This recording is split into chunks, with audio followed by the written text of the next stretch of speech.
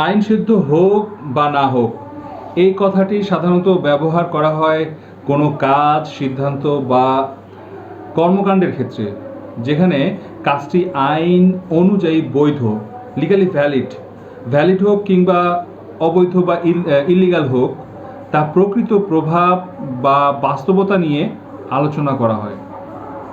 অর্থাৎ কোনো কাজ আইন দ্বারা অনুমোদিত বা নিষিদ্ধ, সে বিষয়টি মূল আলোচনা কেন্দ্র নয়, বরং কাজটির সামাজিক, নৈতিক বা বাস্তব প্রভাব বোঝানো হয়। সহজভাবে ব্যাখ্যা করলে বলা যায় আইন সিদ্ধ ইকুয়াল টু যা আইন দ্বারা অনুমোদিত বা বৈধ। আইন সিদ্ধ না ইকুয়াল টু যা আইন দ্বারা বৈধ নয় বা নিষিদ্ধ।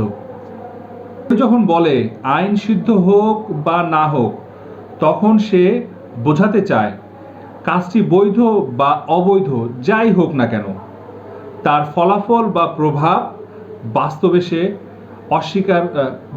তা অস্বীকার করা যাবে না। যেমন সম্পত্তি দখলের ক্ষেত্রে কেউ যদি বলে ওই জমি তার নামে রেজিস্ট্রি হয়নি, আইন সিদ্ধ হোক বা না হোক, সে ওই জমিতে 20 বছর ধরে বসবাস করছে। এখানে বোঝানো যাচ্ছে যে আইনগতভাবে বৈধ হোক বা অবৈধ হোক, বাস্তবে সে জায়গাটি ভোগ দখল করছে। তেমনি রাজনৈতিক ক্ষমতায় সরকার আইন সিদ্ধ হোক বা না হোক, জনগণের উপর প্রভাব বিস্তার, মানে সরকারের ক্ষমতা, সেটা কিন্তু অস্বীকার করা যাবে না। সরকার জনগণদের উপর ক্ষমতা প্রয়োগ করছে, অর্থাৎ সরকার বৈধ উপায়ে এসেছে কিনা সেটা আলোচ্য বিষয় নয়, বরং বাস্তবে তারা জনগণকে নিয়ন্ত্রণ করছে। এখন আসি সামাজিক প্রেক্ষাপটে। ধরুন দুজনের বিয়ে হয়েছে, আইন সিদ্ধ হোক বা না হোক, সমাজে তারা স্বামী স্ত্রী হিসেবেই পরিচিত।